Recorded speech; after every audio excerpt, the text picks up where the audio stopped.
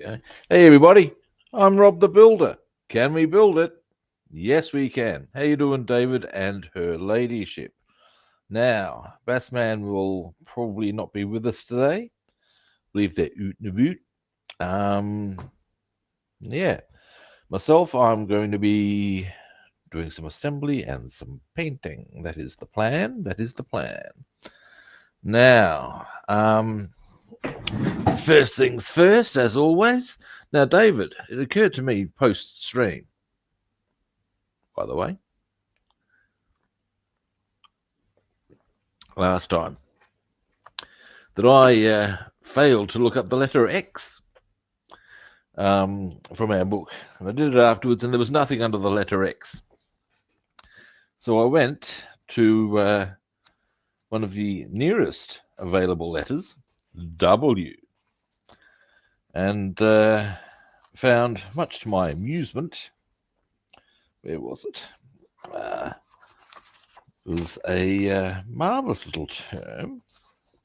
I liked it anyway. Here we go. Whoreson. Colloquialism, a term of abuse comparable to bastard. Literally meaning whore's son, the term has been used since at least the 9th century.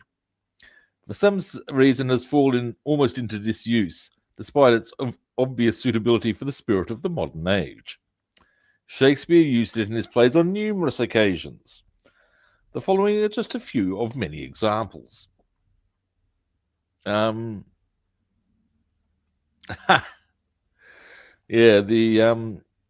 okay, we've got Thou Horse on Ass, the True Gentleman of Verona.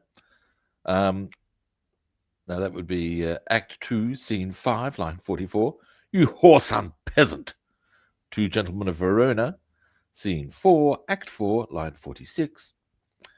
You whoreson loggerhead, Love's Labour Lost. Act 4, Scene 3, 202. You whoreson villain.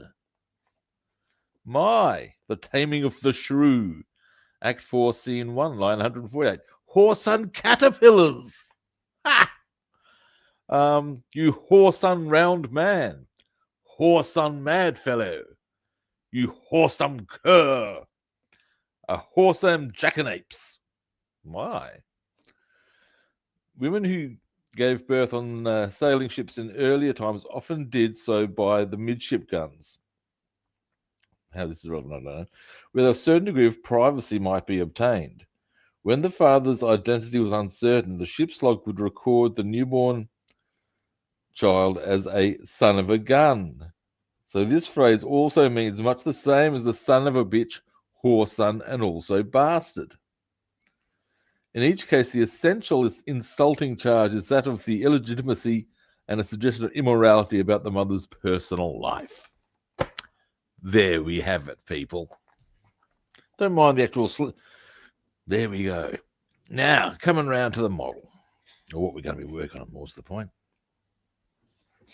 Now, a couple of things need to be attended to on a few bits and bobs here. Let's start with here. Now, this is I'll give you a bit of a better look.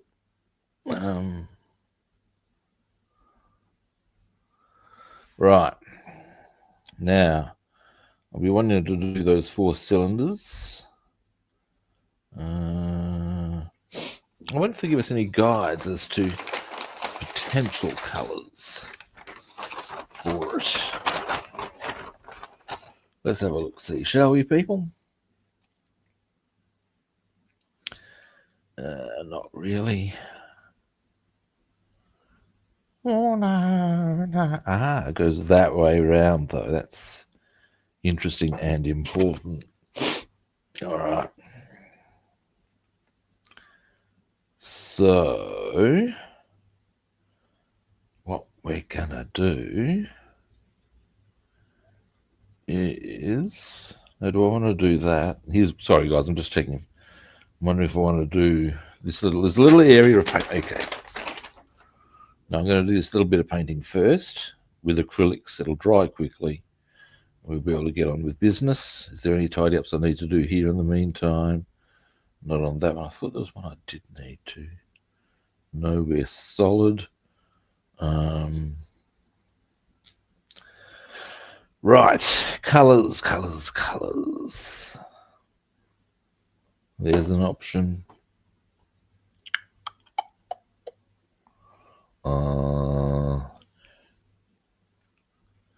Would I go for a bit of bronze? I would go a bit of bronze.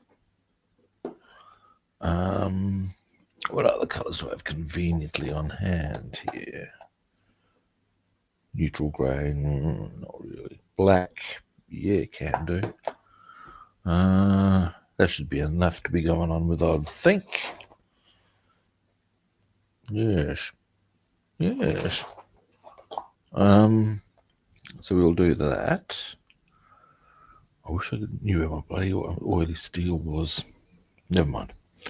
Now, so looking at this, we'll go.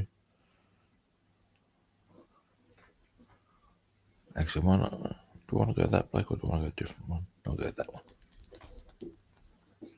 Now we're going to zoom out just a little. I don't think so, mate. I believe he and Basswoman are out and about a bit today. He said he was not sure that he would be. So it's not a definite no, but probably not. But he will be tomorrow. So yeah.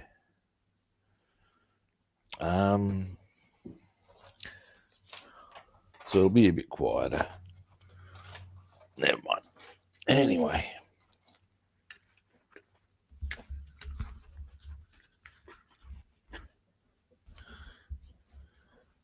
Now.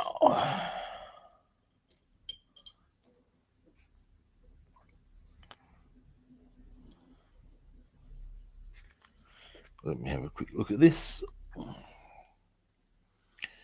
Okay, we'll go black on a couple of spots. Now, I'm pretty sure this little square I'm about to paint, I probably don't need to. I would be expecting that something would be going there, but just in case. Just in case. We'll paint that.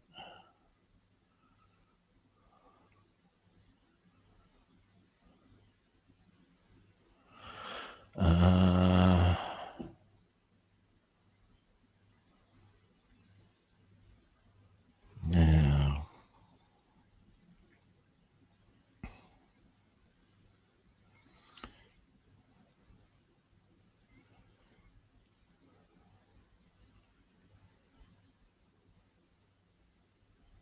just down there. Yeah, I'll go from this angle for this one.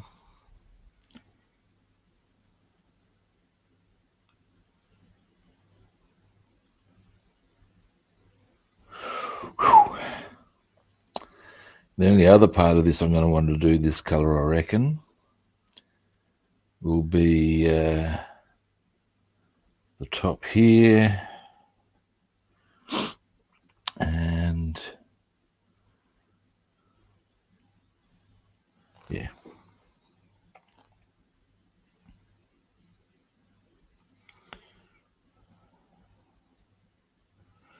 Now we'll go, actually,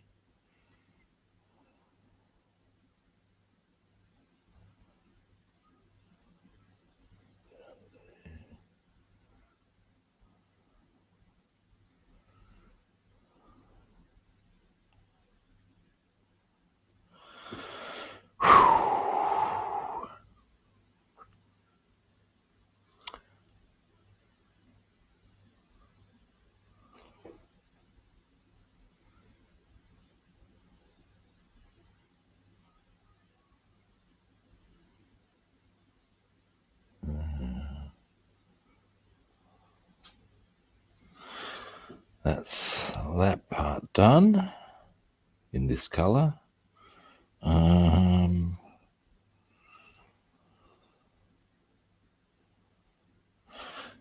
we'll go, let me have a bit of a closer look at this. Anything I'm finding particularly interesting?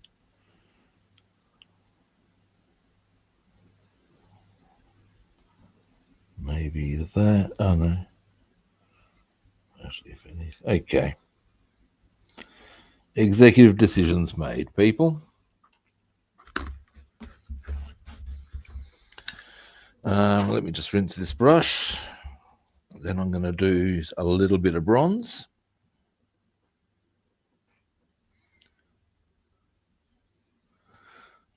Oh, wow.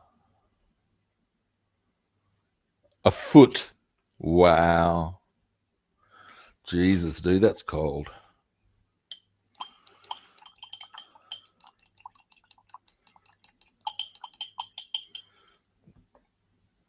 Although, now today's Sunday. Starting Tuesday, we get 4 days of the reverse issue. We're going to have a couple of days over 40. Yeah, we're going to feel the love. So I'm going to get meshing over my my plants so as they don't get butchered by the heat.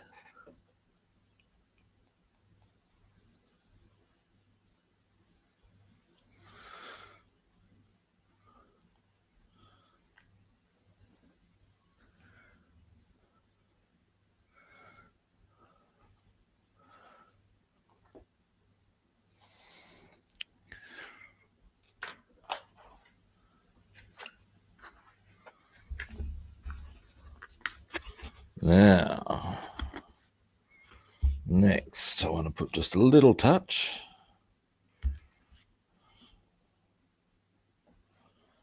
on of this color on the very top here, just to make it stick out a bit.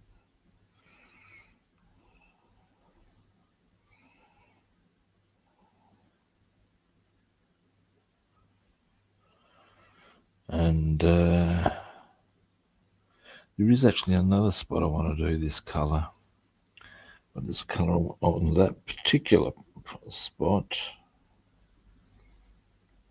I also,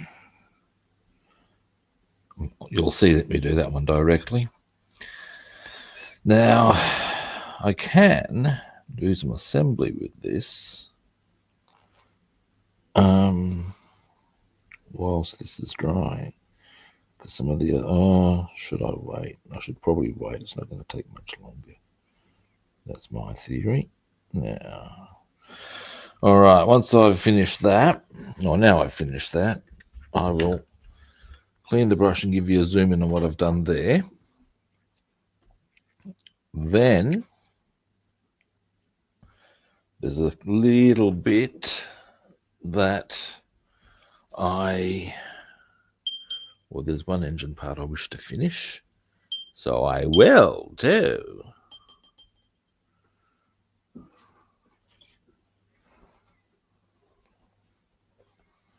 Now, what I did there, it's not that exciting, but you know, it's more part and parcel.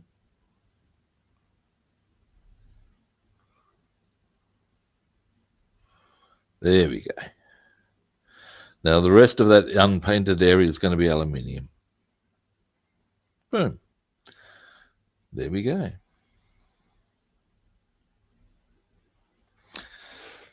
But first, there's a couple of other things I need to paint. I want that to dry as well so I can finish the front of that. Now, good people, there's a few things here I can paint, and I will too. We'll start with, it's not on there, the part I seek. Where is it? Where is it?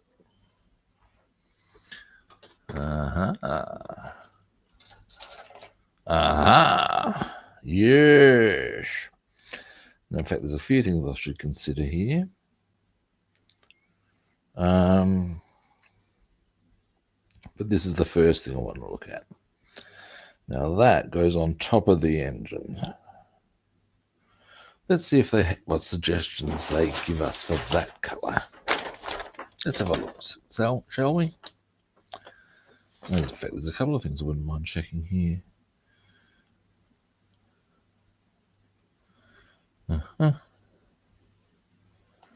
And where is it?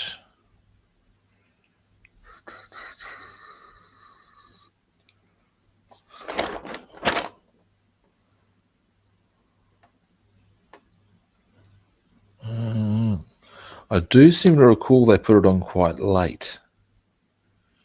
And as to why, I'm not quite sure I can remember. There is a reason behind how they lay it out. Give me a moment. I'll find it. I will.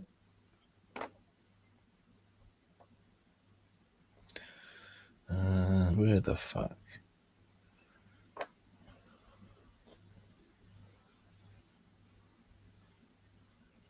Really? Well, come on now. Where is... Aha!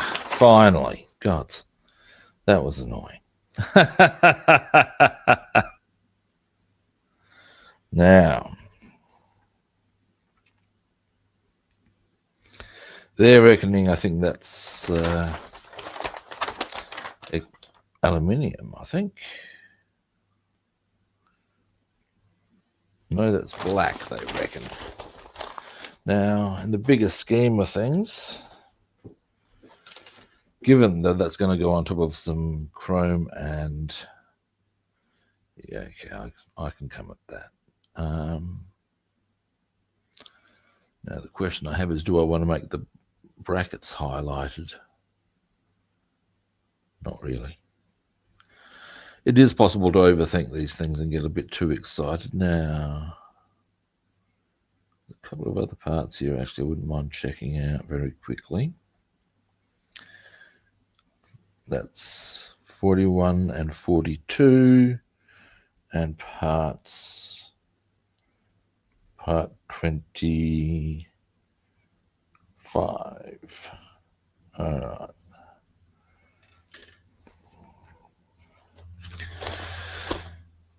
Partly just for my own, so as I know what the fuck's going on with them.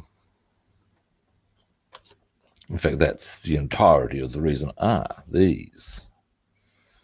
I know where they are. What colour do they recommend for that? XF19.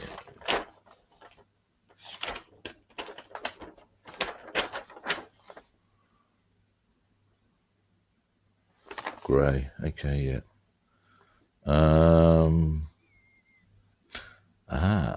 Is that? That's C34. But okay, yeah, whatever.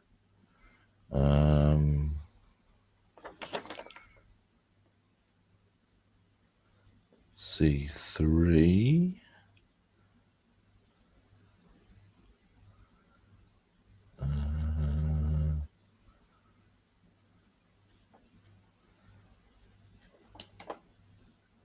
I thought so. Where are?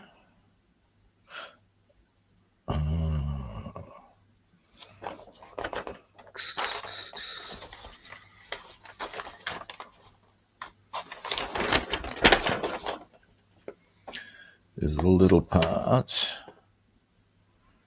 that part 25 is the one I'm looking for.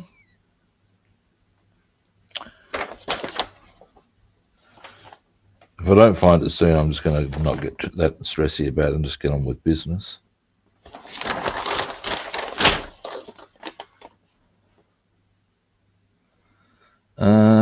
Which looks like that's what's going to happen here. All right. All right.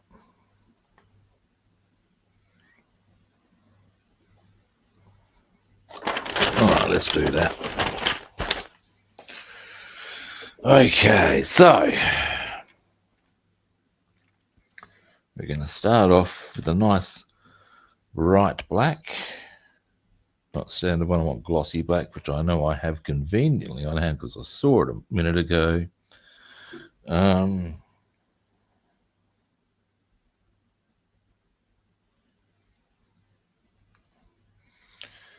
Oh, yes, hang on.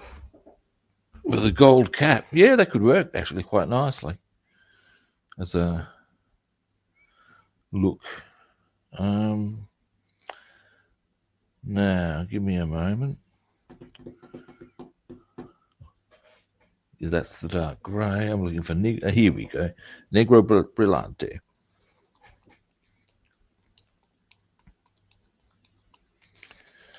Now,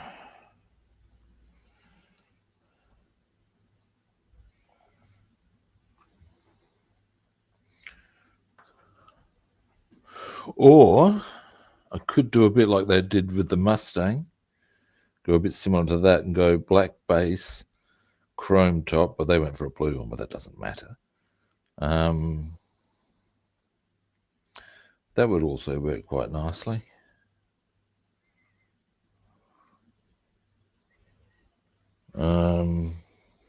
We'll see.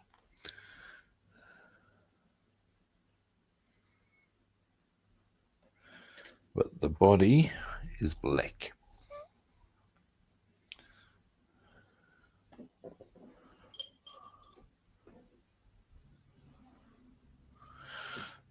Goggles.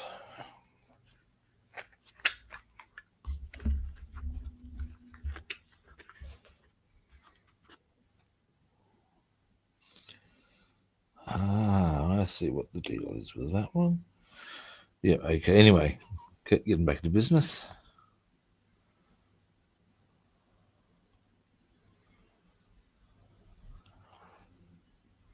Yeah, here we are.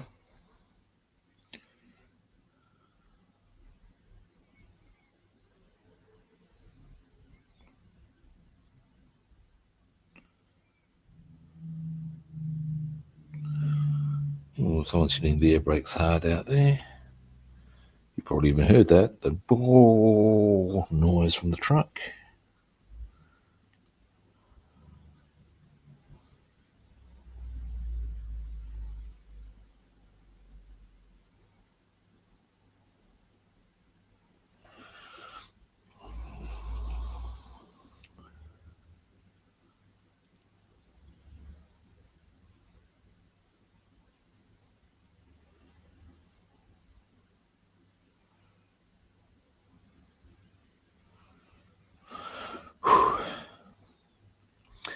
Yeah, I will do a different colour lid. Might not probably. Don't know if I'll go gold, but I will go something.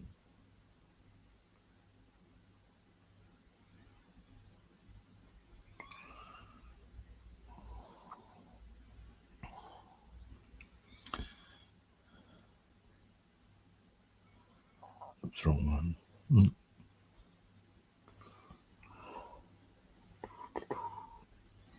Into there.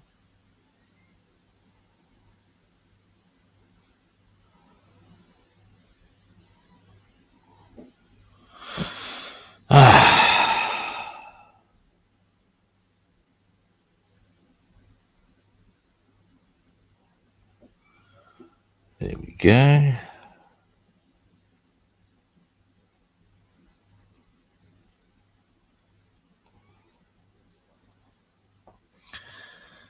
Now, I'll show you what I've done here very shortly.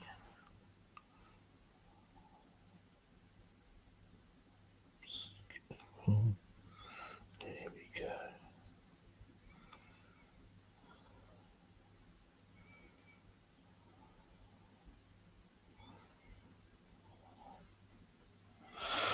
All right. So, what we have here is I'm up to that stage with it. Now, I'll probably give the top and the base chrome, I would suggest. Now, whilst I've got this colour in hand,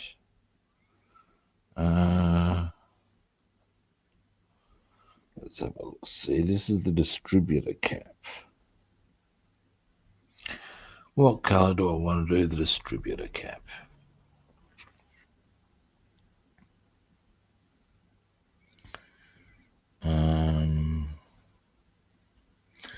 Already got some metal on the base. I would suggest probably black with some highlights in the middle. That works. All right. And then, what's this one? 31. I have to have a bit of a goosey gander about that one. Anyway, while we're here, let's, and there's a couple of other bits I can attend to as well, actually.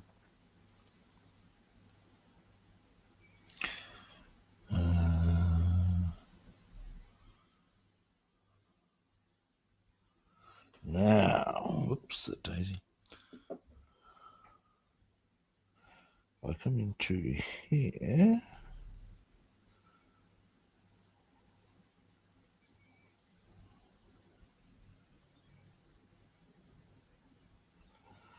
And there.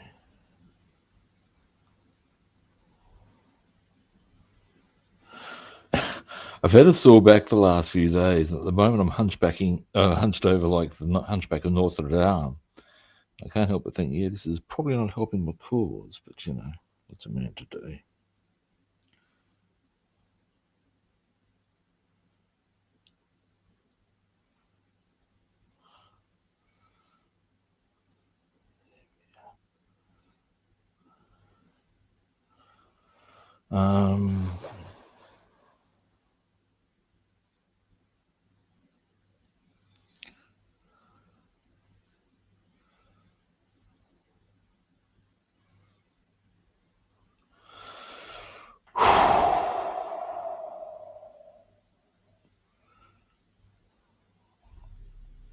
Next.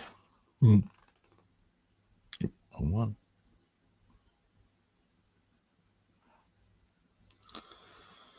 Now we come into here.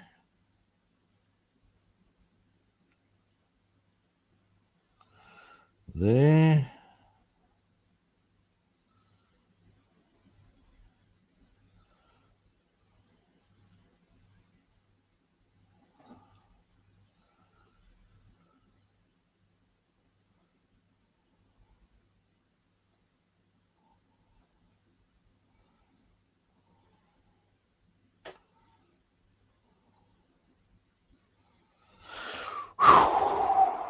Okay, it's coming together. Give me a moment and I'll give you a zoom in.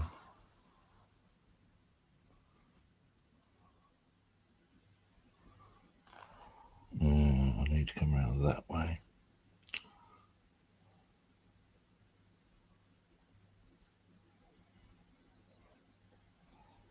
Now into there.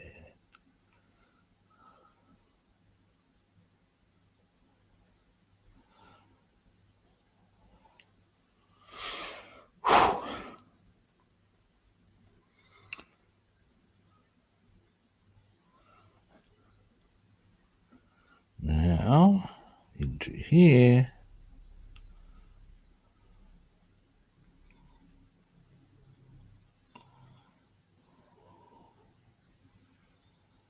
Around there.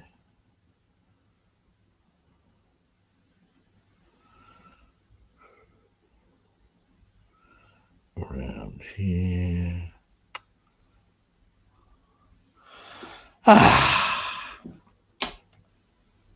Right, goggles off. Sit back. Clean brush. And breathe.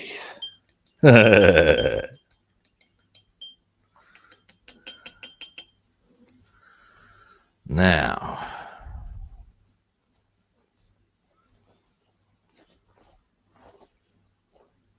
what I've done there is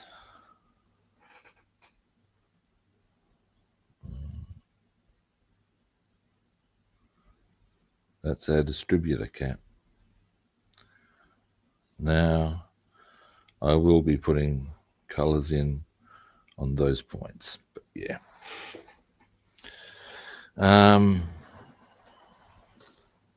Zoom out. Whoa.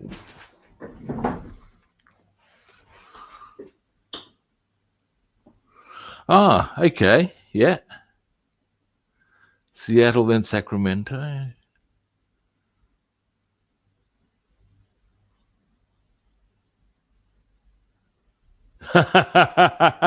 Oh, Bassman, you're here. You missed out the word for the day. I'll give you a quick summation. The word is whoreson. Long and the short of it, it's a oh, nice one, David. It's a way of basically inferring that someone is a bastard. But yeah, there was a whole stack of rather good. Oh, and hello to Bass Woman.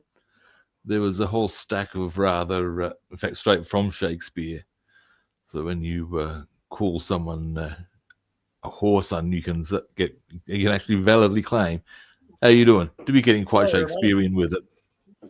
Shakespearean. Yep, he uses whoreson extensively. One of the ones I liked the most was at one stage, one character clearly addresses another one as "you whoreson cur." So you got to Oh, yeah, that's not a bad slag off. nope. Okay, now I'm going to finish the engine, or the engine block at least. Let that dry, and then do some more assembly. How's everybody doing today? I'm doing good. Caught 4/5 of fuck all yesterday, but these things happen. The fish Sure. the fish weren't in the mood. Didn't even, none of it's got even so much as a nibble. Really? Yeah, it's just one of those days, you know. Yeah, that does happen. It actually does. The redeeming feature of where we were fishing, however, is that also it's one of those places where you're on the other side of the river. You can see people doing their morning activities, running, walking, whatever. Okay. And a fair percentage of those are smoking hot chicks. So, like, we'll be talking, and then one will chirp out with the eyes left. Go, oh yeah, and so the perving was pretty good yesterday. Well, see, you actually got bites. You just didn't see them because you were fishing somewhere else. Yeah, well, this may be the case. I refuse to confirm or deny that suggestion. I believe the term that's used in the fifth is, I refuse to answer that on the grounds it may incriminate. I'm pleading the fifth. Plead the fifth. Right. Insanity. No, that's the one against self-incrimination.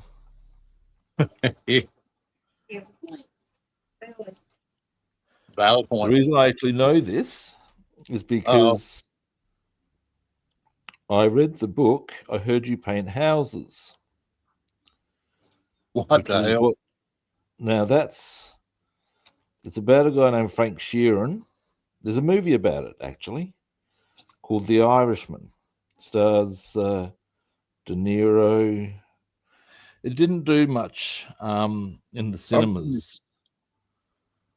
But anyway, Sheeran got very high up in mafia circles. He was in the Teamsters and claimed to be the trigger man for Hoffa. No. Jimmy Hoffa. Yeah. Anyway, and the story runs that because, of course, a lot around that time there was the commission being run by Bobby Kennedy with this investigation into organized crime. And they had one witness who was a alleged, of course, it's always alleged, regardless of how definite it is, member of this alleged organization called the Cosa Nostra. And apparently he pretty much answered every question, and I mean every question, with the response, I refuse to answer on the grounds I may incriminate myself. This went all the way from this. I think he may even have done that with reference to his name. I'm not sure on that level, but it got to the point where the questioning attorney has held up a yellow pencil and said, "What color is this pencil?" Yep. And was given the answer, "I refuse to answer on the grounds I may incriminate myself." Yeah. And you got to say, yeah, well, if you're going to, that is the correct response. You don't give them anything at all. Nope. And yeah. It can be used against you in the court of law. Yeah. But yeah, it was when I heard that, I thought that's both diabolical, but very clever and completely cunty. Imagine being the attorney. Wouldn't it just shit you to tears? Oh, my God. Hell yeah. Absolutely. Now, I'm going to do 4 little spots for my plugs on the block. And then we're going to do some assembly. Yes, we are.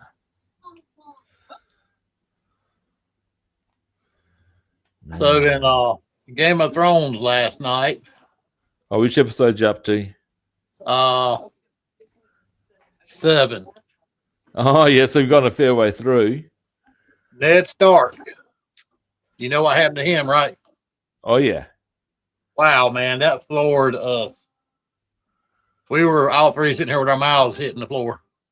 Yeah, dirty deeds. Dirty deeds. That damn Joffrey, man, they're going to string that little son of a bitch up and they're going to gut him like a fish. You watch. Oh, he's a nasty piece of work, isn't he? Oh, my God. Yep. You thought that old Ned was going to get, some kind of mercy. Reprieve. Because what his daughter was asking, for him of them. And that little motherfucker says, "Bring me his head." Well, yep. And off with his head it went. Yeah, it's a pretty brutal scene. Ah.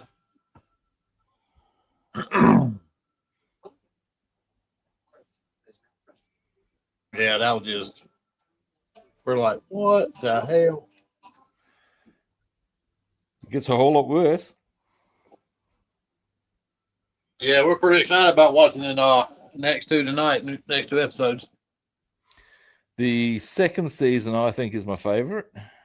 Oh, really? Certainly the first half of season 2 has got some gold in it. All right. Hell. Season 1's been pretty kick-ass so far. Yeah, as I said, the first 6 seasons, you'll be going, oh, yeah, baby. 7 and 8, you might be going, oh, the pain.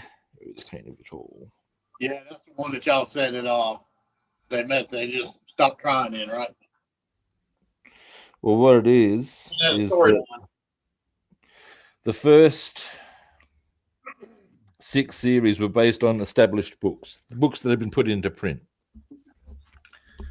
And I believe the last 2 series were based on some ideas that the author had for the next book, but nothing in writing. And I believe they pretty much parked a dump truck of money on his porch and said, "Pay us, give us those ideas. We will pay you." And he's just gone, "Yep, okay," and taken the money. Which, to be fair, I think most people would. But the problem is the guys who've done the transcription from the books to the TV series are clueless numpties when it comes to actual plot development. Right. I know that even with the stuff that had been established, some of the actors, I've just done the give me a moment, who had read the books Oh, nice. had some pretty big issues with the way their characters were developed because it wasn't actually accurate to the books. Right.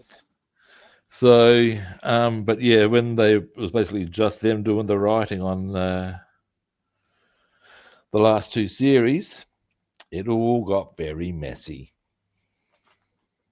And yeah, you'll see that. And yeah, you'll see it. That's the bottom line. You'll see it. Well, right now it's sit on the edge of your seat. Watch. You know what I'm saying? Oh yeah, the early stuff's absolutely fantastic. I'll tell you that free of charge. And then the House of Dragon is a prequel to it. We're gonna watch it afterwards after we finish all the Game of Thrones. I haven't seen any of that. I'm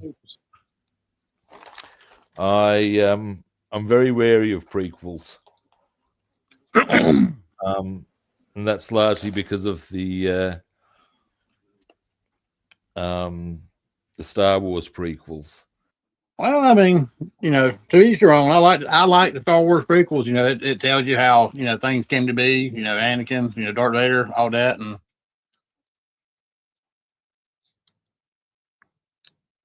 yeah, they were made. Yeah, I just dropped out for a moment. Yeah, now part of my issue with the prequels is that Anakin's a whinging little bitch.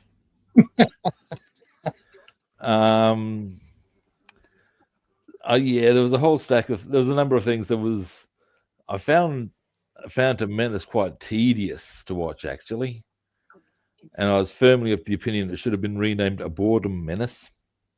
What? Like who wants to see procedural motions? I don't care about your fucking procedural motions. Yeah, hey Athol, how you doing by the way? There's a great Simpsons thing where they do there's supposed to be a Star Wars production coming out, and basically it cuts to the scene where there's a whole stack. It's one of those Senate scenes, and they're basically going through roll call first. And as everybody's bemoaning this tedium, at one stage, this big walker, the big walkers like you see on Hoth. Yeah. Smashes its way through the wall, demanding da da da. Everybody's going, oh. And then he hears this voice, "You'll wait your turn." And the kid is sorry. And this huge walker goes and sits in almost like a dog sort of the way dogs do. Wow. Except unfolds a newspaper and starts reading. Oh shit. And I gotta say, I found. And that's on The Simpsons. Yeah. And I did find the prequels a bit like that myself. We're in the Senate up there. That is kind of a boring thing. I will agree to that. But I mean, I'm also very wary in truth of sequels. Because one of the problems, I actually take issue with the fact that these days they don't make a movie unless there's a view to a sequel. And to me, it shows a lack of creativity. All they're doing is trying to milk something, basically. They get carried away with. They really do. They do. Like, I loved the original Star Wars trilogy because to me it was a complete story of its own. Beautiful. Oh, Each one was independently standing, sure, but each was an independent story, basically. Well, basically, it was a complete story from go to go, from the wide-eyed schoolboy, yada yada yada. The Empire's destroyed, da da da. Everybody's happy. Beautiful. And then came the prequels, and they were nowhere near as good as the originals, in my eyes. Not really, yeah. Just no. Just no. And I mean, other people would clearly disagree, and that's fair enough.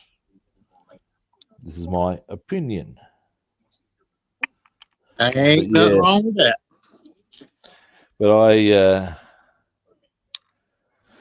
I think this possibly even goes down to why I don't necessarily watch a lot of movies, because it's that formulating that they were already setting up sort of stuff, you know. I agree. A lot of movies should have a second part, but like the Friday the 13th movies, the Saw movies, the Yeah, it starts getting a bit. Come on now, Jason, all them. Yeah, that just goes milking over. it, straight out milking Just boring. Like the Leprechaun. Oh man, that got and Chucky movies. it. They got real funny to watch. Ah, it gets a bit. Yeah, I'm trying to think. There's a whole, in fact, everything. I mean, how many Toy Story movies are there, out of curiosity? 4, I believe. Batwoman says. Right. So you got, even then, there's a classic example in my eyes. I've seen the original Toy Story. It's actually pretty cool. Absolutely. Um, but oh no, I think I made a helling error. Uh, Tell you if I have in a minute. Actually, no. I should. Oh, maybe not, because I glued the block together before I put the axle through. oh shit, Batman. Hang on. Let's stay cool.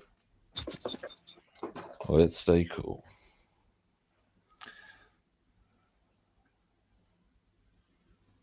Okay, I can do this. I can do this. Yeah, faith in you. If I... Well, I've got sticky tape on my hand. What is that? Some kind of display? And it goes in that way. Okay. That's okay. That's okay. That's okay. So it goes in that way, doesn't it? Just make I sure you saw get the Chuck right. Norris on a video here recently, a commercial. It was a commercial. Yeah. And he looks mighty frail, but he still looks pretty good though. Well, he'd be healthy, you would think. I believe he's a bit of a proponent of veganism, which is Yeah. um, look. I'm not a big. I'm not a. I don't. I'm a fan of eating a bit of vegetarian food because it is less stressful on the human body. It's a fact. Yeah, we're good. No The problem there. body needs meat. Um, well, you don't have to eat meat, but it's also a pretty damn good protein source. It must be said. Um, I try to get a couple of vegetarian meals in a week, a couple of fish meals a week, and yes, a couple of meat meals. I've got a bit of a balance going on. Okay. Now, I Yeah, we see. have vegetables maybe one night a week. Yeah, like the other, no, which way around do these go? What did I make? Do you know what dal is? I do not. Dal is a type of curry. It's made with lentils and done properly, fucking yummy as. Mm. In simple terms, it's fucking yummy as. And I made one of those. Well, that is a snug fit, isn't it? I might want to bore that out a bit. Let's try that one more time. Was it just me being a bit inaccurate? Oh, you cunt of a thing. Where are you? Oh, really? Hang on. Is that it? Probably not. No. Oh. Oh.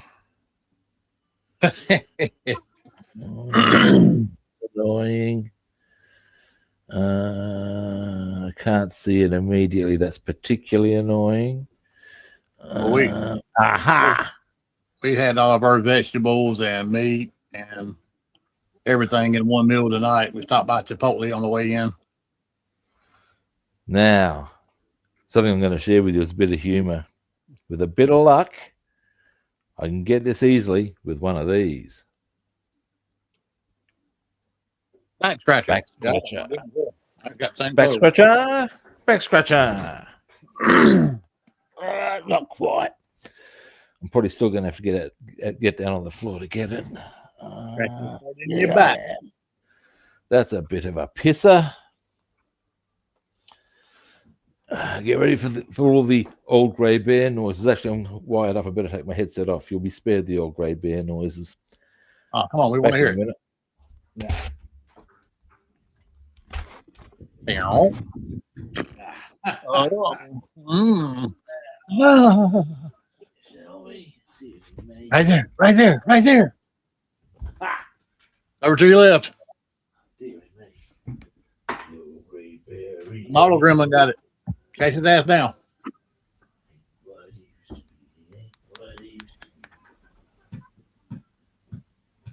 Here, me. Finding some sticky tape down.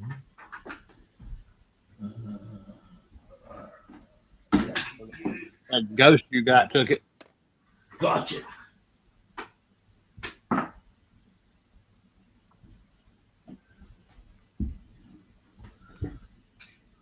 Did you get the part or the model gremlin? The part. Now, also found a plectrum.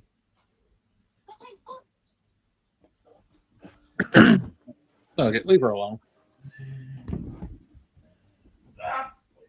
Oh, I heard something rip. Oh, my knees just didn't appreciate it much. I'm sure you know the drill.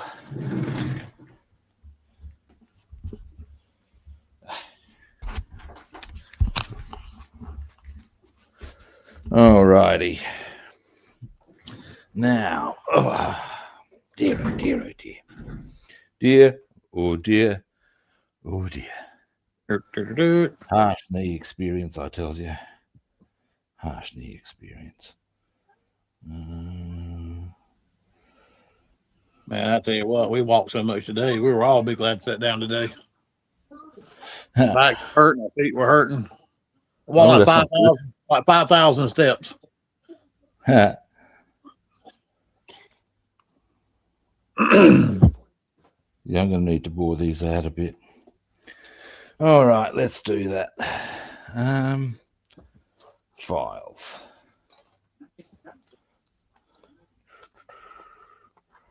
Go for the round one first. There's a round one there. Is that a round one? No, it's not. No, it's not.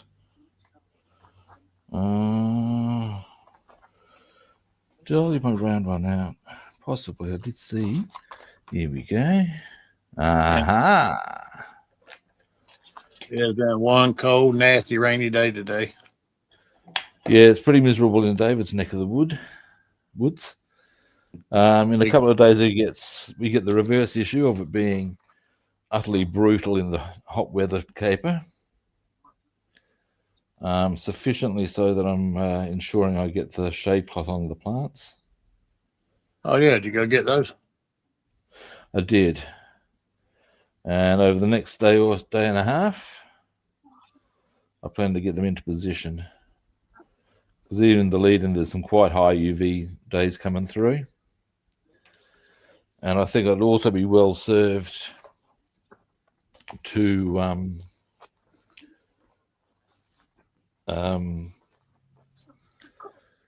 do whatchamacallit, if we're getting that in position, just generally to protect them in all weather conditions, because the next few months in general is going to be pretty harsh. And I think it's actually, some of the sun's already started to have some degree of negative effect on my tarragon plant and some of the others. So I'm thinking, well, sooner is better in that regard. So I'll do that. Alrighty. Let's see if these things cooperate this time. I did recall you saying it was rather, what's the word I'm looking for? Fiddly? Yeah, fiddly, cunny. Make you mad. Come on. I can't believe I can't get it to go in. That's annoying. I mean, I'm halfway tempted to just cut those little bits off and just glue it on.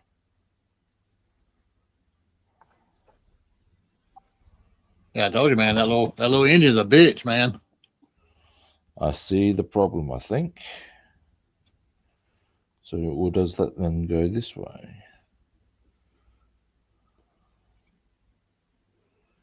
What the fuck?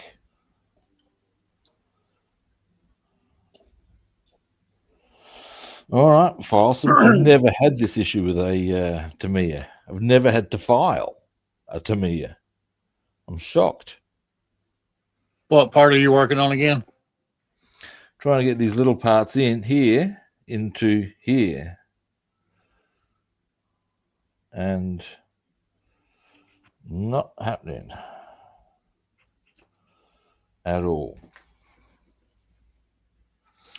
Where did I put my round file, or did I put it back in? That's a bit annoying. I'm very surprised. So I've never had to do this with a Tamiya before, ever.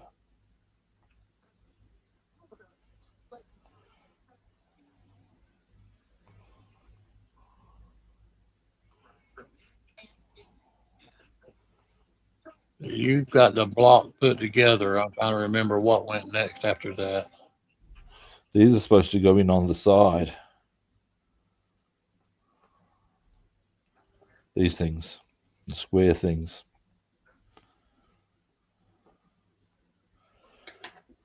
To my understanding, these go into, or are supposed to go.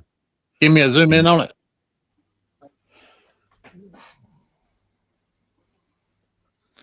We've got this, the engine block. Okay. And these are supposed to go into those holes there, and totally failed. Yeah. They're made. One's got a little groove on it, and the hole's bigger than the other one. And on the piece you got in your right hand, look at the bottom part of it. One has got a groove, and one is round. Yeah, I've seen that. So that's got to go that way, I guess. But even then, it doesn't want to go in. I'm halfway to going, well, how does fuck you sound? And just gluing it straight in, if you know what I'm saying. Trim that off. But that's not an ideal practice either.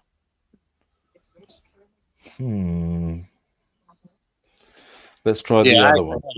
I actually had to put a dab of glue on mine to hold mine in as well. Nope. And nope. Just bullshit. What the fuck, Tamiya? You're actually disappointing me.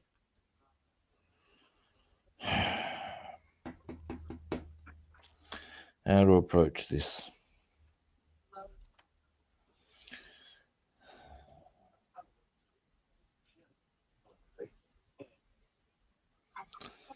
Unless I'm doing it wrong. No, it should be that way around, so far as I can tell. Because, yeah, they're on top. Yep. That's all correct. And that should then go that way around. And as simple as...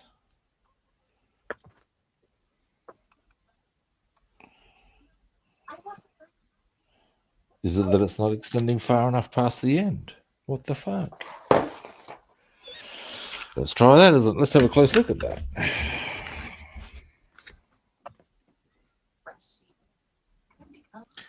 No, that shouldn't be the issue either. Yeah, that's pretty much what I done. I took and put a little dab of glue on each hole and lined up the little how they were supposed to fit. And I'm just going to trim those off. This is getting ridiculous. This is getting fucking annoying. I understand. These are just simply not going in. It's just that easy. There's no other way of wording this. I'm just going to have to put it on its side and hold it for a while, you know. Do that and put one on. Once that's dry, turn it over and do the other. Fucking annoying. Hey, what have you done to me, Tamiya? I praise them so much, and then they do this. Hey. Yeah, that little engine's a booger, man. Absolute booger. Okay, we're going to put it there. Sprue cutters.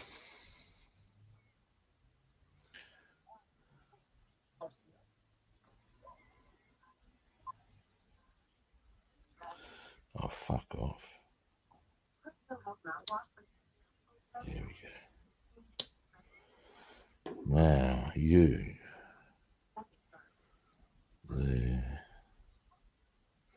Okay, it'll balance nicely enough.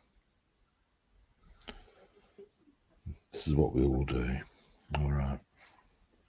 So the place we went to get Chipotle at, there's a Starbucks adjoining it. And man, I tell you, the people lined up to go to Starbucks to get coffee was unreal. Really?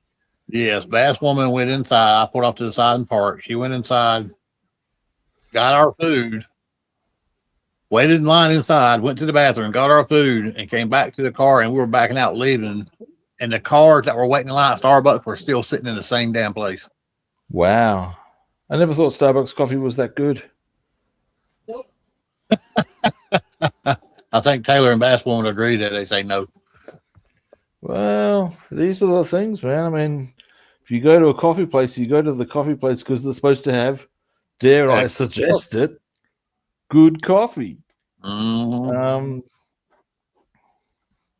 I'm sorry, best damn coffee maker. I would go so far as to suggest, if you're a coffee place and you do not, or even, here we go, cafe in French is coffee.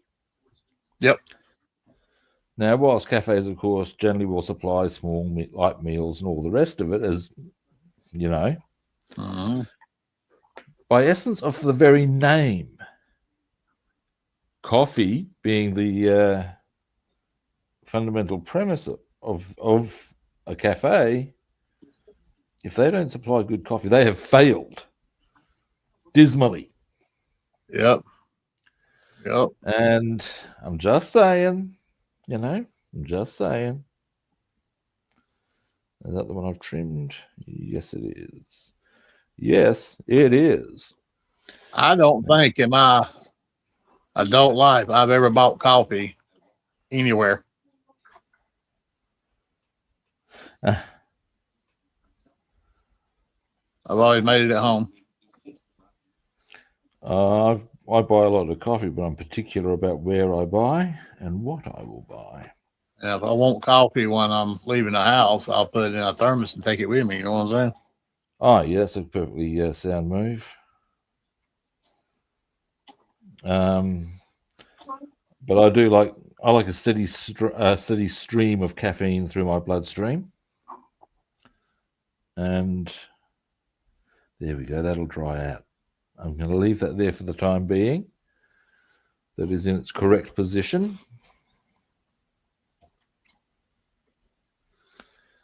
So I don't understand how people drink coffee black. Pardon?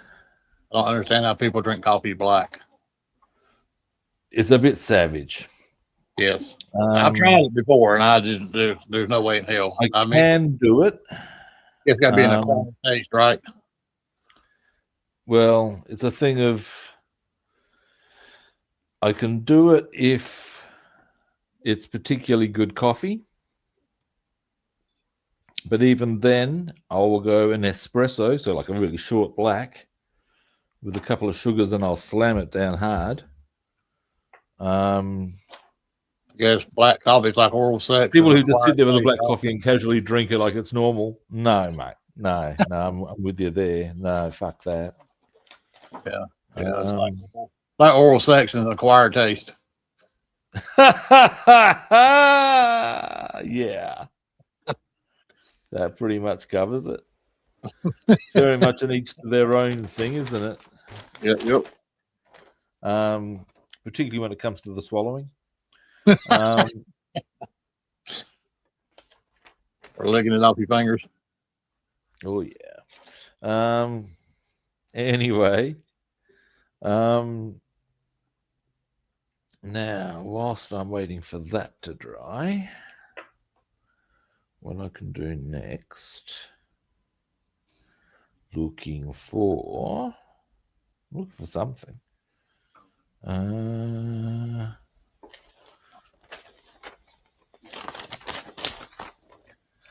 Yes, that was it. That was another thing I wanted to check out. The handbrake mechanism. Do they give us any guides for that as far as color goes? Not really.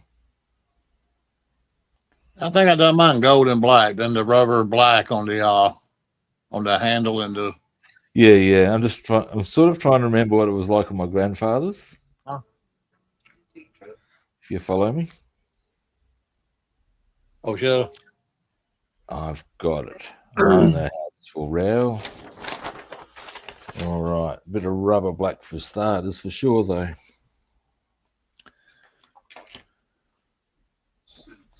Oh, trying to get away from me. I'm on to you.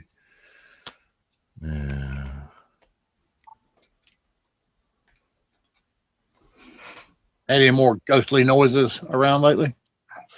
Not today. Nothing strange to report at this juncture. But it's only a matter of time.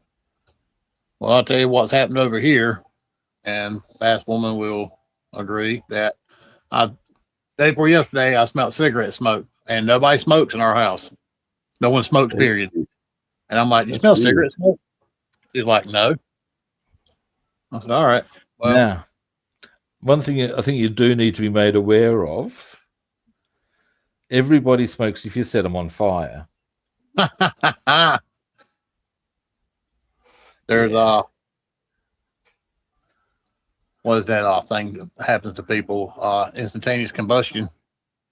Yes, there are well, not for many years, but there have been documented instances, haven't there? Yep, spontaneous combustion. Yep, it's a thing. The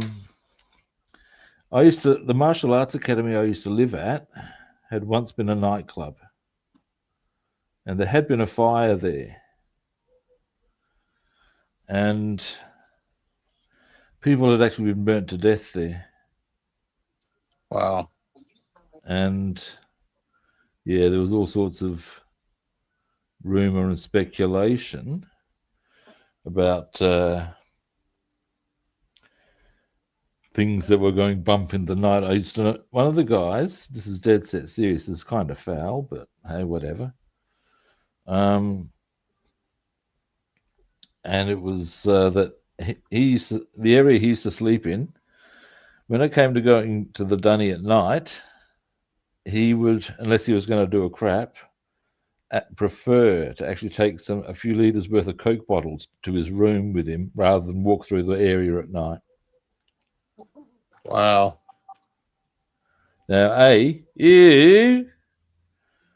but I also sort of get it because it was kind of freaky. I have actually had the experience, and this is an I shit you not moment, because we used to have like this little living area, and I was there one night watching TV, and I heard one of the bags. I heard a bag being hit, just whack. I figured I'd go and see who it was. And I've gone out there, and there was no one there, but the bag was swinging. Mm. It was just a bit, yes, that's a bit rumpty. Like having a swing set, looking out the window, and there's no wind blowing, but the swing's moving. Yeah, that sort of deal. Mm-hmm. And there was a story. Now, note, this is what I was told. I did not witness. That on one occasion there was a group of them talking, and there was a spear that was leaning into the corner of the room. The way you stack things like that, and it fell outwards. What the hell? Yeah. Wow. Yeah. So there was some strange shit that used to go down, and I had been told that on one, because there used to be a TV series over here called Australia's Most Haunted. Yeah, we got shows like that over here as well. Yeah, you would do. And apparently, the school actually got a jersey on that show, but they couldn't get inside because, of course, certainly my instructor wasn't going to let him. He doesn't need that shit on his business. And the landlord wasn't going to be in on it. So, yeah, but I believe so. And there was definitely some strange shit that used to go on. Yup. But then the next day, I smelled cigarette smoke again. And she said, "No, I don't smell anything." Well, this morning, our son come in here. He says, "Is someone outside smoking at the back of the house?" Said, wow, "No." that's a bit freaky. I said, "Why?" He said, "I smell cigarette smoke." And him not knowing anything that I had asked Bass Woman the day and the day prior to that. Yeah, right. It is strange. Yeah, it was weird. My mum reckoned that sometimes, because my mum never smoked, ever. And she was probably put off by my grandmother. And after my grandmother had died, I recall Mum actually saying that on a few occasions she had smelt my grandmother's cigarettes in the car. Oh, wow. Now, you can argue, is that purely psychological? Mm. Possibly. Possibly not. Who knows? Now, what else did I want to do? Let's see about getting the other side of this on, shall we? I reckon I can achieve that. Now, if I do the same, just trim off the ends and glue on routine. Sprue cutters.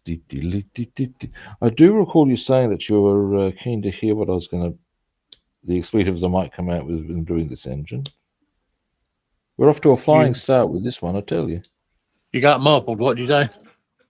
I do recall you mentioning that you were curious to know what expletives I might come out with regards to doing the engine. Well, as I said, we're off to a flying start with this part. That's staying on. Good. Good. Now, after final construction, you know, it's a nice engine. It went together well, but they had some boogery moments about it. Yeah. Now, next.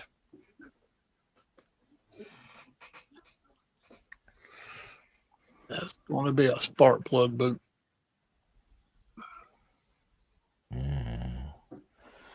Get this on.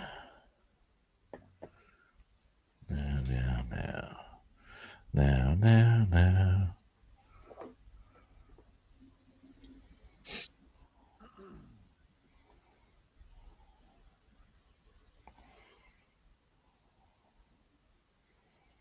They said he's working on 3 metal kits. Give me a moment. I know he's certainly working on 1. Might be 3. Give us a moment. I will confirm that number. On the chat earlier. David's got the box set series of series 1 and 2 of Game of Thrones. He's just finished a 3D metal kit. Oh wow! With the side panel missing of the lunar module. Really? Damn it!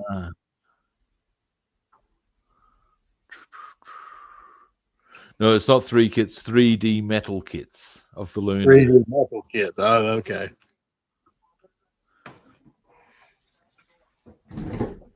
All right. Now, next. Yes, Roy. There's something I wanted to do. I reckon I've done this this chroming on the windows here unnecessarily. And what, in fact, I would like to do, dark grey. And I'll need to tidy those little areas around the windows up. That's not a problem. It's a feature. But what I'd like to do on certain parts, as the bishop said to the choir boy. Yeah, it was there to be done, wasn't it? Again, as the bishop said to the choir boy.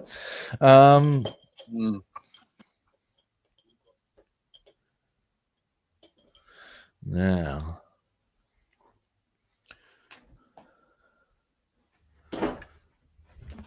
ow, just stubbed my toe on a bloody box of paint. Now, what I want to do here, it'll only be around the actual side windows too, is to go around the areas there, because I seem to recall that V-dubs typically have like this almost furry thing going on there that is about this color. So yeah. Ow, that really did hurt my toe. Cunties. Probably teach me to have my bloody paints there, eh? Cool.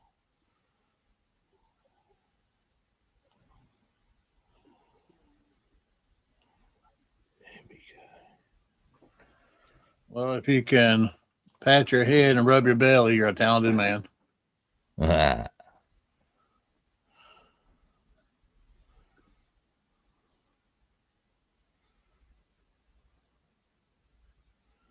I sometimes wonder how I'd go with that now, given that there's an exercise we used to do called high gun and punch. High gun is basically a hand movement where you move the hand across and up, and you punch at the same time. And when you first do it, you do a whole stack of the fist being where the guard should be and the hand going out like a spear, because you haven't developed the coordination yet. Of course, I have now. So what I can't help but wonder is, I wonder if I haven't tried doing the pat head and rub stomach, but I reckon I could have a crack at that. Yeah, we had our son do it last night. Well, damn, look at there. Yeah.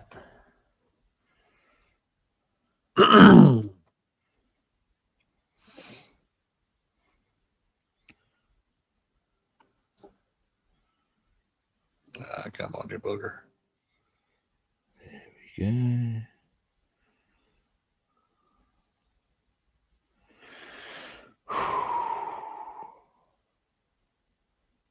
And breathe.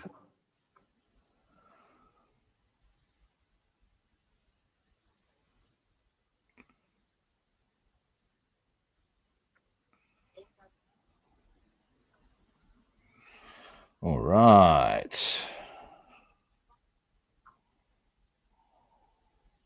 Yeah, we went to a bunch of flea markets here in town today and seen a bunch of really cool stuff. Picked up a few things. Old book. That is the joy of those little markets, isn't it? It is. That's one picked up. Douglas Adams' Complete Works and the Hitchhiker's Guide. Did you hear that? No. What was She that? picked up Douglas Adams' Complete Guide to the Hitchhiker's. Oh, nice. Score. Yeah. Big Yeah, I score. butchered that. I said right ass backwards. Yeah, it's an old one. What did y'all look at the year on it? It was originally published in 52, but that book was made in 96. Originally published in 52, but the book she picked up today was published in 96. 52? I didn't think it was written that far back. Wow. Because I know there was a first thing that time Hitchhikers actually came out wasn't in books. It was actually as a radio show. Oh, really? Yeah, it was a BBC radio show. You know that? Then there was the TV series, also by the BBC, and that was fantastic. It really. Now I'm not sure when the books were released. It may be that they were released before that. This I am unsure of. But it was.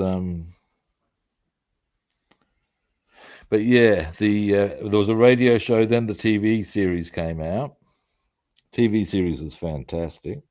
You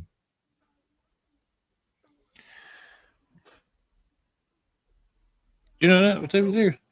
I don't know that either. But yeah,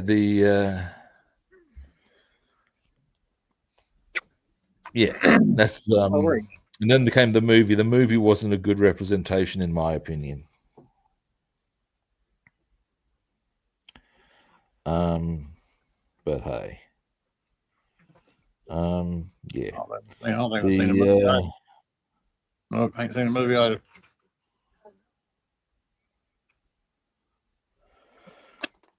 One of the great lines out of or from Douglas Adams, though, is he talks about what's called the heart of one of the things in the Hitchhiker's Guide to the Galaxy is what's called the heart of gold spaceship.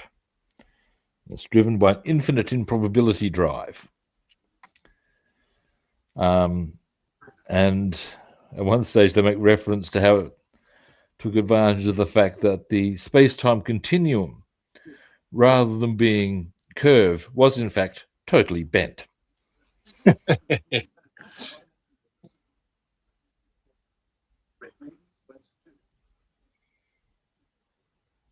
Damn. That's funny. Oh, he's got some gold.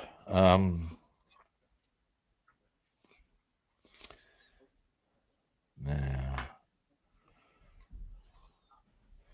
he also does another good character called Dirk Gently. And he's a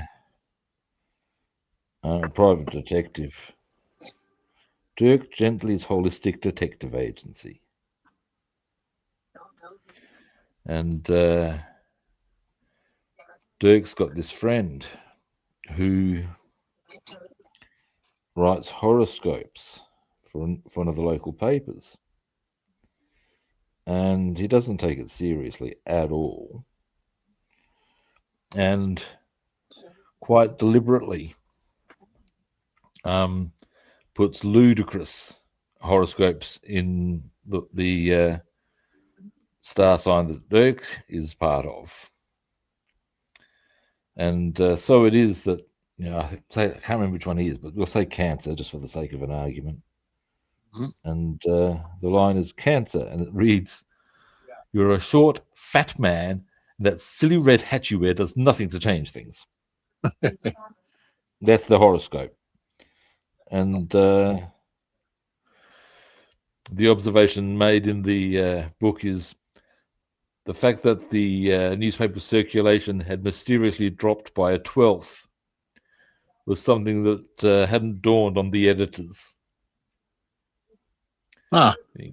Yeah. There. All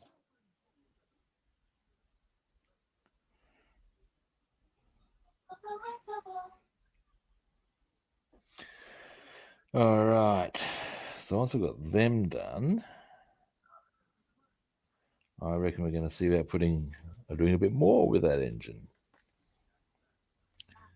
Yes, we are. Those pieces dry now? Yeah, they should be dry enough. The part I'm going to be putting on is not actually directly connected to them. So that should be okay, you would think. And then, very shortly, I can tidy up this red on this part of on this car, around the edges of the windows. And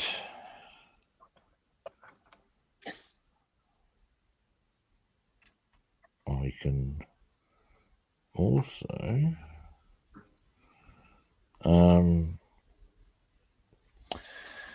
then we'll see what else there is. But yeah, one thing I do need to do today, not on the kit, but just generally, is I need to go and get cable ties, because they will help me put my nets out.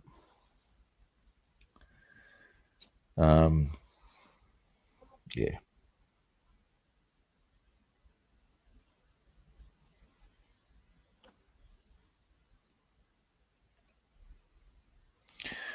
Is it going to be like a day or two, that really hot weather?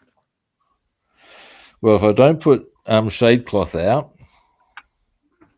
I'll straight out lose a lot of some of my plants and quite a lot of my produce. Yeah, I don't want that to happen. Nope. You're talking on one of those really hot days. It will take 10 minutes to damage the human skin. So wow. yeah.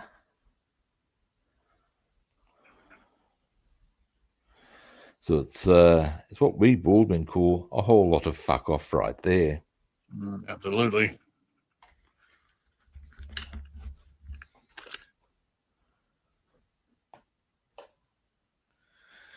Absolutely. Now, clean brush.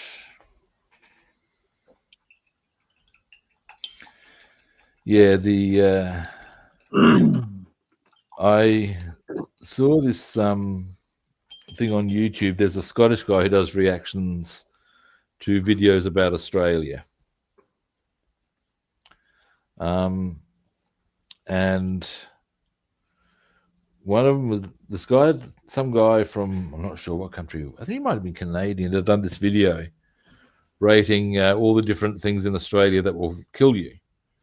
It's ranging from those that Or no, they rated all the animals ranging from looks friendly, is friendly, not dangerous, and there was nothing in that.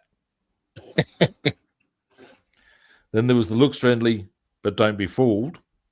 But when at the top of the range was kills everybody, and one of them he had listed was the sun. And I got to say, yeah, absolutely. Absolutely, 100%. The Australian sun will fuck you over. Absolutely. We don't have the reputation for nothing.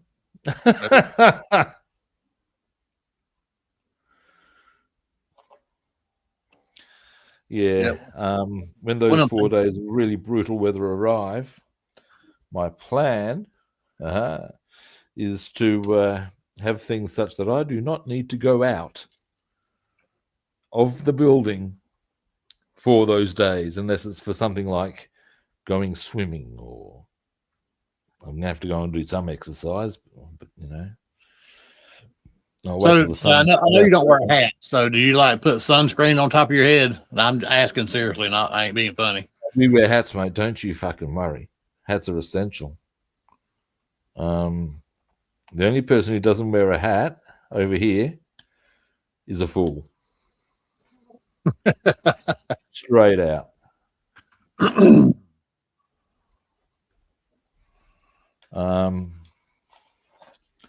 Yeah. That's my opinion, at least. I wear a hat so much that it's comical, because sometimes I reach up and take off my hat and my hat's not there.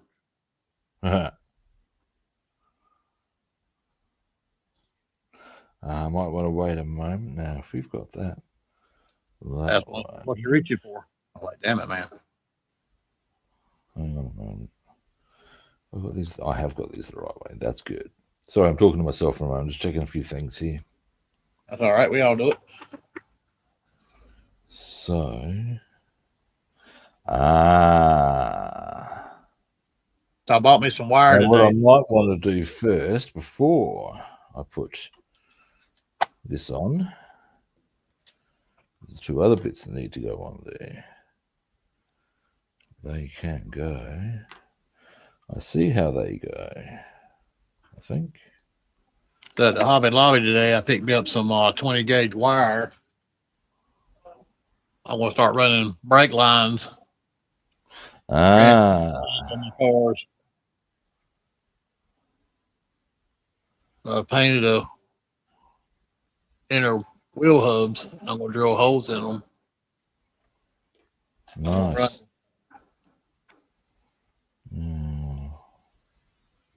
Run this wire down the chassis where it's supposed to go and bend it in place and put it to the back of the wheel hub.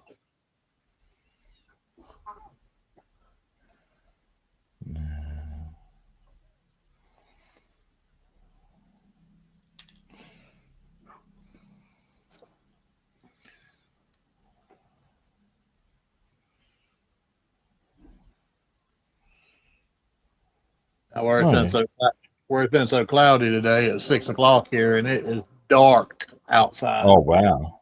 It is dark. Ain't no stars shining or nothing. That's pretty full on, actually, when it gets to that point. I mean, let's face it. I mean, over here in the middle of winter, in fact, in any country, in the middle of winter on a really cloudy day, it can be quite dark real early.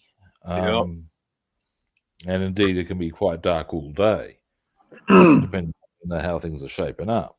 A dreary, just blah day. But that's sounding a bit savage, man. It is savage. Now, I'm glad I had a closer look, because if I'd gotten these, or if I'd put another piece in without putting these into position first, I'd have been what we bald men call pissed off. Because I've come here, it would have made it very difficult to get these in. There we are. With the other part over the top. So now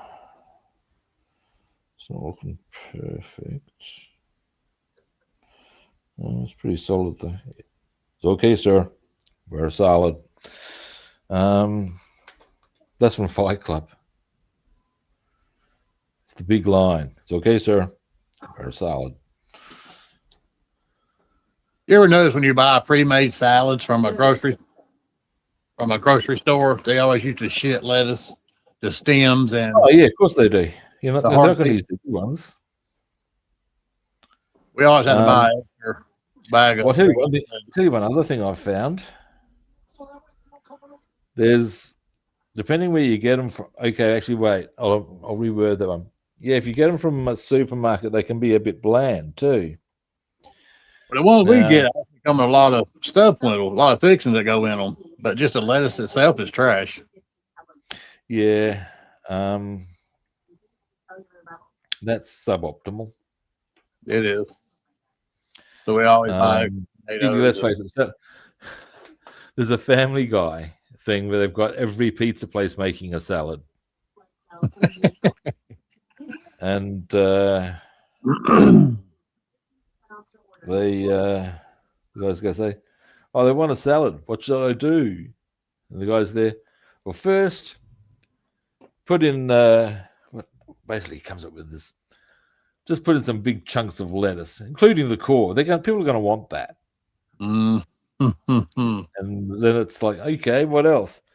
Maybe a couple of tomatoes, and put it into on top of the pizzas so they can enjoy it warm. And basically, they hammered them for supplying subpar salads. And I got to say, pizza bar salads do not hold to a great standard. Well, even Chipotle, they use shit lettuce. They put spinach in there as well, but their lettuce is the same way. Yeah, right.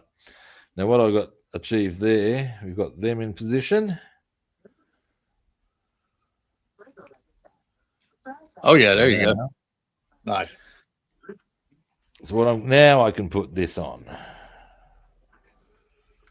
This will go, to my understanding, there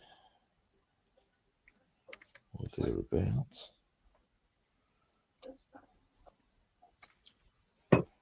That's not even. But regardless of the shit lettuce, people still gonna buy it up. We do. Well, yeah, these are facts as well. There's the thing, right? Now, this wasn't even before. Why not?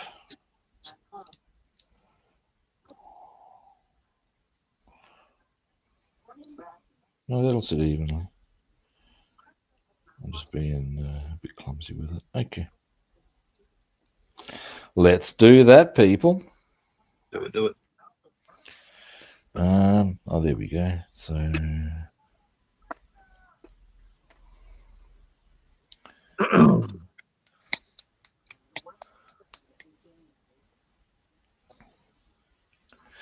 now,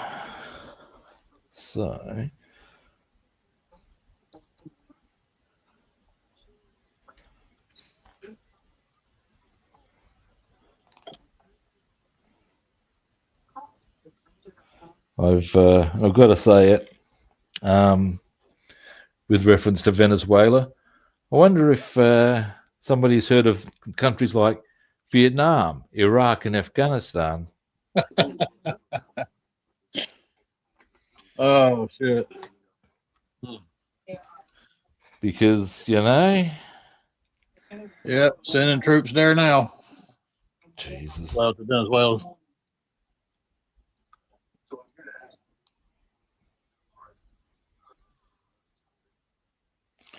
Yeah. Sending troops to a country where they're not welcome and there's lots of mountains and jungle. What could possibly go wrong? What is the outcome going to be, you reckon? I think we know what the outcome's going to be. There's going to be a whole stack of people who aren't able to claim bone spurs who aren't going to come back.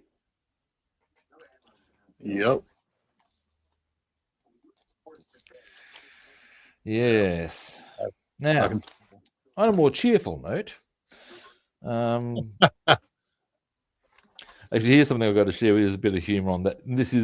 There's definitely dark humor attached to this. Because I saw an article put out by our ABC. I do make that clarification because, of course, there's the US and yeah. Anyway, and it was the international response to the attacks and da. Right. And the two that I found most interesting were the ones from China and Russia. And there's China saying, acts of aggression and the removal of heads of state are completely unacceptable. And you think, oh, okay, so does that mean that Taiwan's off limits then? There you go. I'm willing to bet that's going to change tune when the time comes. Mm. And another, really, how interesting. Yep. One was Russia. This act of aggression is quite condemnable. And you think, Huh. And Really? your acts of aggression aren't. How intriguing. What an interesting world you live in, Vlad.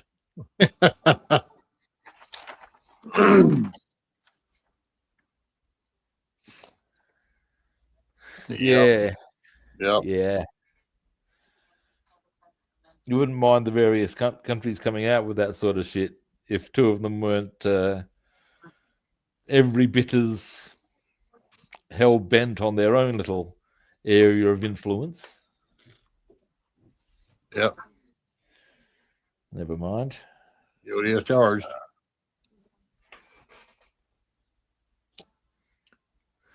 David's getting his metal kits from Temu, apparently.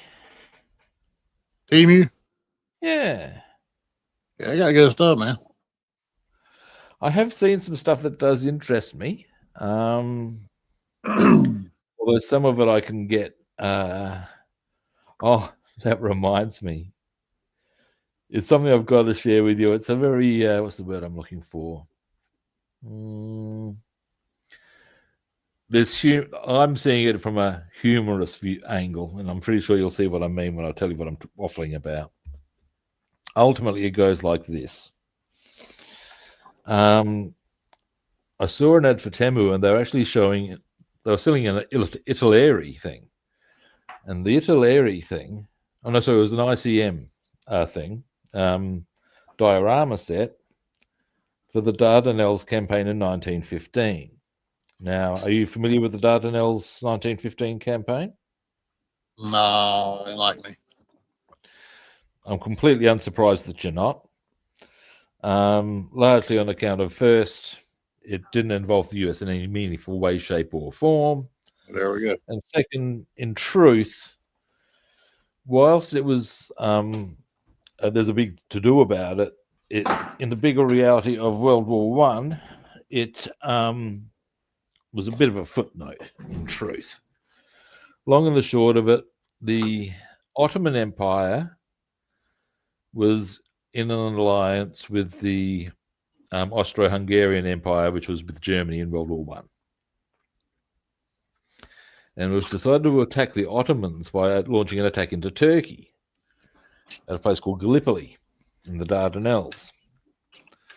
Long and the short of it, it was organised by Winston Churchill, and it was a complete disaster.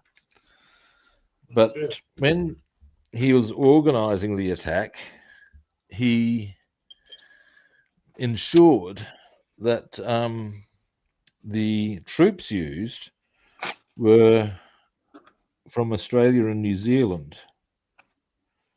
because he knew it was a high-risk operation, unlikely to succeed. They were basically getting him to attack up a cliff face. Right. And as a result, he used Australia and New Zealand troops because he didn't want there to be a damaging of morale back home in England. Now, it's there that when you hear about the Anzacs, which you may or may not have heard of, I guess you possibly have. Okay. They're the Australian New Zealand Army Corps collective. They're individual armies, but they are addressed as a collective, the Anzacs. Or they are referred to as a collective. Perhaps is a better way of wording it. Anyway, That's where the legend of the Anzacs for us was established. Huh. Against ridiculous odds, they did things that nobody thought was achievable or even normal. They were viewed as utterly fearless by the British command for their conduct in the Gallipoli campaign. And anyway, point being that on this Temuad, there was an ICM kit for a Dardanelles 1915 set. And yes, you can see why I've gone, really? Yeah. And I've gone and had a bit of a look at the ICM website for said set. There it is. And it's right then I've gone, now look, lads, you've upset me deeply, and I'm sorry I can't buy this. Because the description given for the troops landing, British troops. No, they fucking were not. Where's our slouch hats? Damn it. Oh, I ask you, British troops. Damn it, man. Yeah. Yeah. In the end of the Dardanelles campaign, here's an interesting historical fact about it. It came to be known as Churchill's Folly. You see, Churchill was descended from the Duke of Marlborough, who was one of England's greatest generals, arguably their greatest ever general. Never lost a battle. And I think to some extent, he felt that inheritance pressure, I guess might be a way of wording it, of being descended from such a great figure. But he was not a great military tactician like his ancestor. All right. And as I said, the campaign was a disaster. And ultimately, because at that time prior to the Gallipoli attack, he held quite a senior position in the Admiralty, which he promptly lost because of how bad that campaign had, or how badly that campaign had gone. Mm. And he spent many years in the political wilderness. And what brought him back was he was the first one to see the potential dangers of Hitler and start warning about it. All right. And ultimately, it was shit like that that got him back on the political map. So there you go. All right. But yes, when I saw that British troops, it was like, no, no, no, no, no, no. We shan't be having that. Yeah. I'm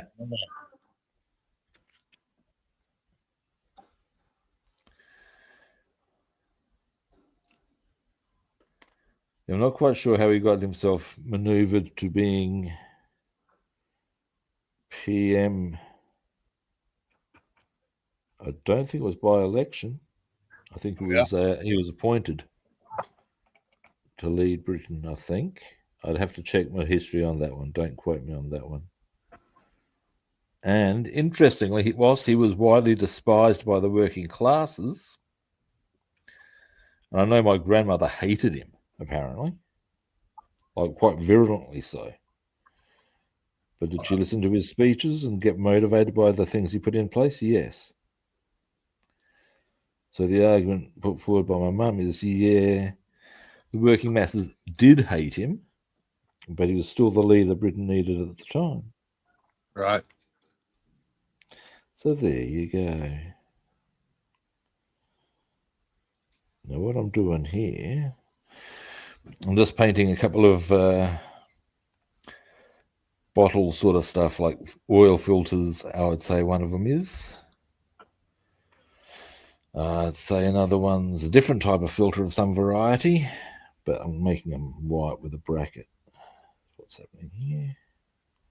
Yeah, that's what I'm doing is painting the fuel pump, the alternator, the fan, the water pump. Got little details on it. Oh, yeah. I'm doing this engine in red with black valve covers. Nice. Black either. Better. Yeah.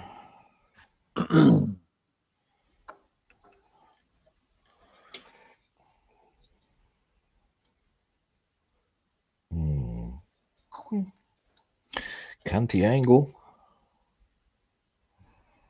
There we are.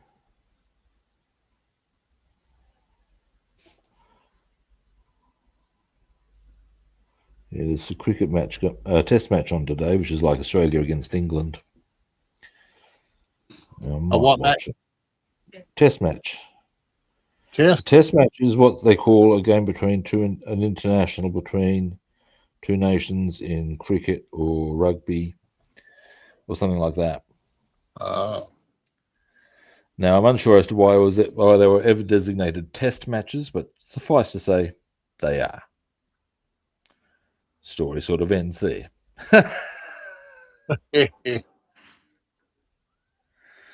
All right. Now. I thought you said chess. I thought you said chess. You said test match, right? Test, yes. Yeah, test. Is in the same sort of thing as maths test, even. Right. Gotcha.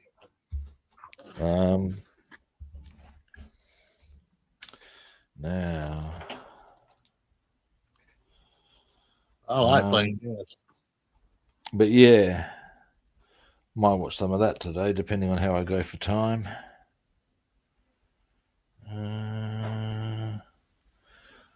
Rinse. Well, when we get done here, we're gonna watch Game of Thrones.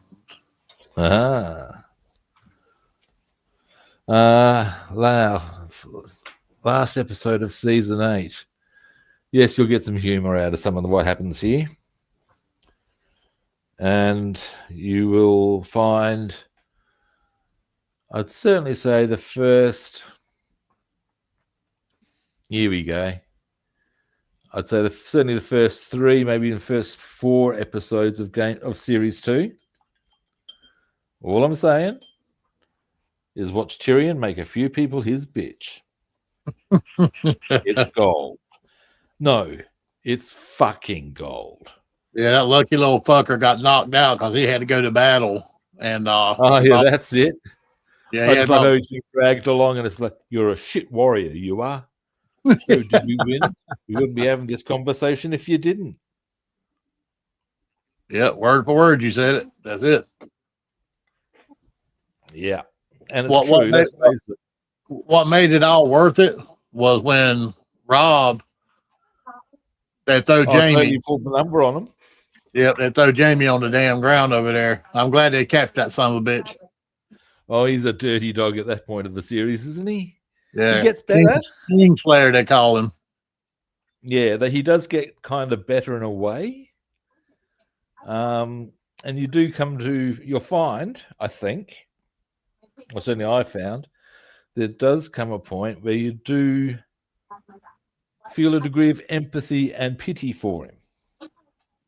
Well, I don't want no spoilers, but I feel like all hell's going to break loose. They're going to unleash havoc on their ass.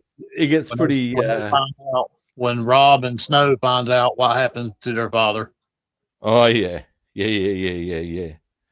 Won't be unleashed. It's yeah, you'll enjoy it. Something you might find interesting is that, to my understanding, and this is something you might want to have a bit of a YouTube moment on if you feel the inclination. I believe a lot of Game of Thrones was based on an English civil war. Have you ever speculated that the concept of a civil war is utterly ironic? There's nothing civil about a war. True. Anyway, You got there. but it's based, I believe, on the War of the Roses, and that was fought between the House of York and the House of Lancashire over the English throne, of course. And some of what went down there is pretty fucked up too, and pretty brutal. But then we're talking medieval civil wars. What do you want? Yeah. So if you feel the inclination, hit something like in fact, even if you just went YouTube, War of the Roses. Okay. And you'd be going, oh, good lord. There's some nasty behavior goes on. I'll check into that. Yeah, if I knew it was going to be this, I'd watched it a long time ago. And there's a couple of things that you will see. I'm not going to tell you what they are because that would be big killer. You know, and certainly some of them you want the surprise. You do. Yeah. So I'm not going to give them away. But there's a couple of ones that I can actually, once you've seen them, I will tell you the historical example. Okay. But I'm not going to do it till you've seen the relevant point. Okay. I'll let you know when that happens. Well, you tell me what you've seen, I'll probably be able to go now. Just so as you know. Because there's one very important moment that occurs, and that is based on a distinct and very specific historical reference. So there you go. All right.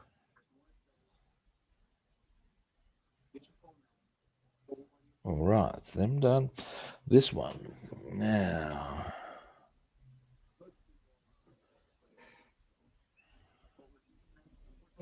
Now, I know why Ned done what he did, you know, to protect his daughters, but still.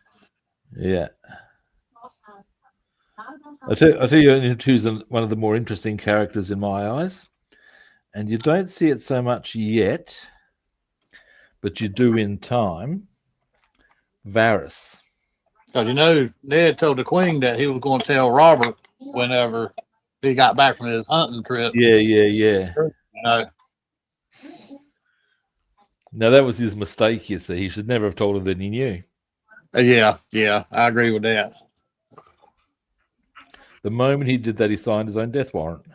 Yeah. And Robert's as well, for that matter. And seeing how it played out afterwards, yeah, that's exactly what happened. He signed his own death note.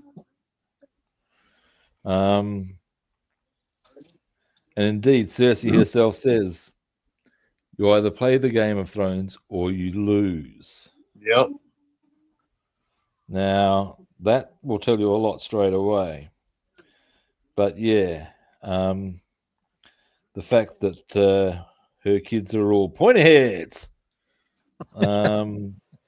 is a thing, yes. Yep. A very big thing, unsurprisingly, because, of course, that means they've got no claim to the throne at all.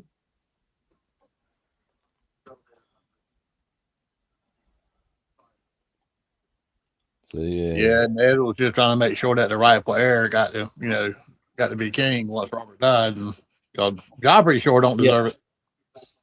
No, he's totally unfit to be king anyway. Oh, and they got the note from the Crows saying that Joffrey was king. That was another mouth dropping. Like, what the fuck? Yeah.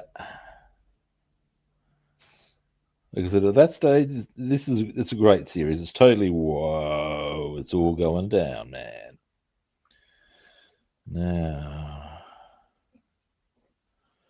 Now she knows that her son, King Joffrey, now made a mistake when they said he wanted Ned's head cut off, decapitated. But she tried to stop him from having it done. Yeah. There's a line Do I want to share it with? I will share it with you. It comes out later, but you can pretty much go, yeah, that pretty much seems to be the case. And it's from Tyrion. And the line is, "It's hard to control a dog once a crown's on its head." And you got to say, that's a pretty fair comment. Okay, I remember that. It actually comes up in a few in series 2. And yeah, again, I'm quietly confident that you'll be going, right, when you see what this reference to as well. Well, I tell you what, Tyrion, he's a mouthy, cocky little fucker, ain't he? You'll come to, in time, I suspect, once you've seen him do his thing, you will come to, and it's hard not to view him as arguably the most intelligent of the characters in the entire series. Oh, I'm gathering that already. Absolutely. He's onto it. He knows what Yeah. goes on. Oh, absolutely. Tyrion, the midget, the dwarf. The imp. Yep, there you go.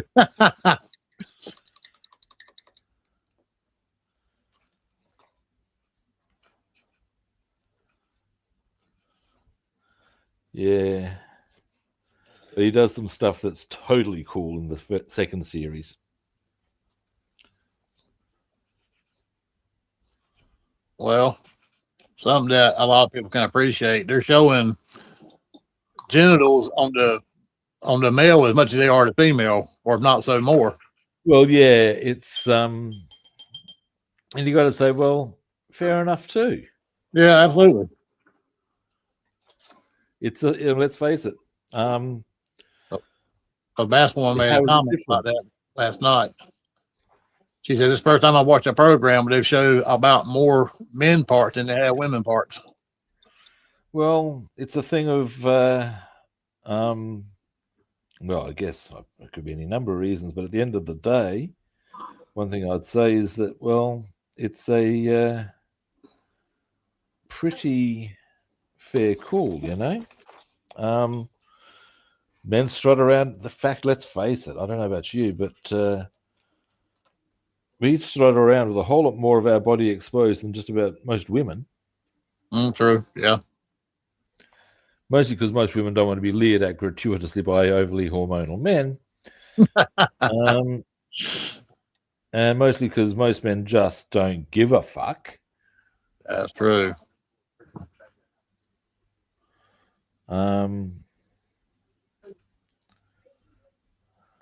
Oh shit, women just as bad as men. Don't let them fool you. They just as bad. That's something that's humorous. They pretend not to be, but they are. Oh, they are. I can confirm this.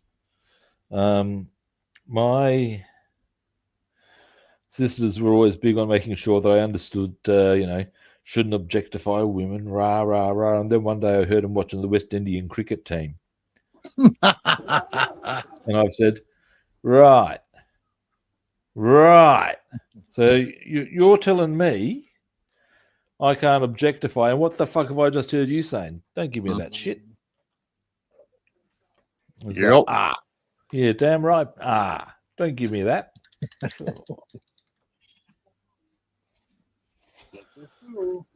And having worked on the main drag in our town at a strip club as well, yeah, of course, I heard all manner. Some people think my hairy chest is just genetic. No. What I heard on that street put the hair on my chest, I tell you.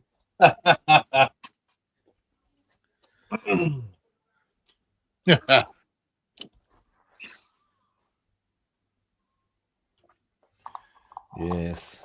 Yes, sir.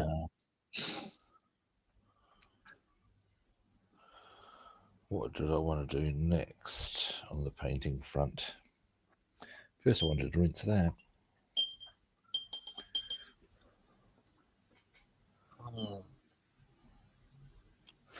Oh, excuse me a moment. Question been posed here.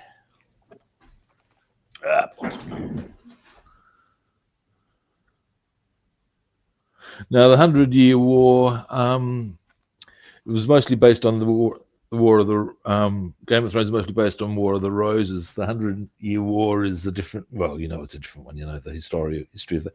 I did discover a very interesting thing about the 100-Year War, though. Apparently,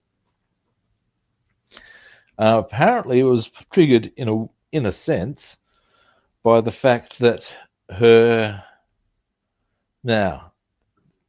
King of France's wife, or I don't know if they were fully married or whatever the deal was, but ultimately he cut his hair in a manner that she was quite appalled by,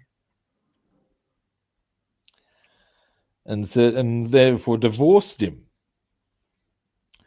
And her name was Eleanor of Aquitaine, and she went over and married the English king, and she was the mother of Richard the Lionheart.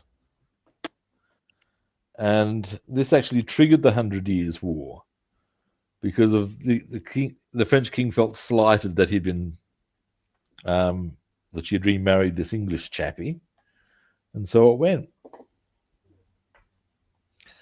So yes, there you go. Now, yeah, according to Stephen Fry on QI, he said, in effect, the entire war was caused because of a bad hair day. Or a bad hair decision. Now, next. What do I want to get onto now? I might even call that done because I've got a bit done. I want to get into a few things now the shops are open. Yeah, I think I will. All right. But I'll show you what I've got done with this. The engine's getting further along. There's a few things I still need to paint before I can fully put all of it together, but it is coming along now. Oh, yeah. Looking nice. It looks great. And that'll be going, as the back plate I'll be using is that. So hopefully I'll have the black against that is the idea. Yep. That's the idea. Oh, I see where that goes. Oh, that'll be cool. That'll work nicely. Oh, yeah. Maybe. We'll see. Alrighty. Zip. Done. Okay, show us what you've been working on, Bassman. Oh, thank you, David. Oh, there we go. Let me just get a bit of close-up time on that. There we are. Nice one. Doing the valve covers black. I'm going to do the intake black. Got the transmission done. Little side panel. Another nice engine. Got the alternator. Oh, yeah. Nice one. Done. Got detail on it. Brass on it. The fan done. Yeah, cool. And what else? Let me see. I got the carburetors painted. Nice one. Manifolds painted. And I got the back wheel hubs. God damn, you've been busy. Yep. And got the holes drilled in them to run my brake lines. And got the gas tank painted. Yep. And nice got one. The chassis all weathered up. Busy. That's me, though. Well, I might see if I can get a bit of stuff done later today once I've gotten a few other things done. See how we go on that front. All right. That is us done for today. Now, I'm trying to think if I have any appointments tomorrow. I don't think I do. Ooh, I should be on time tomorrow. I won't be late tomorrow. That's all good in the hood. I'm planning on being around for a while, so, probably for a similar length of time, I'd expect. I had to feed my fan ass before I got on a while ago. All righty. Well, anyway, that's us done for today. First time viewers, hit that follow, like, or subscribe button, and thank you for watching. Absolutely. Other platforms. I'm Rob the Builder on Facebook and YouTube, and Robster the Builder on Instagram, Twitch, and follow, like, or subscribe. That's right. As I said, I'm going to be back tomorrow. Bassman may or may not. I'll be here with you. No, Bassman will be here. Well, jolly good. On time. All righty. And In which dressed. case, we will be back tomorrow at the same kit time, same kit channel. We'll catch you good people then, and I will leave you, Bassman, to go and see all the fun and games that Westeros can provide. All righty. See you later. Again, born by.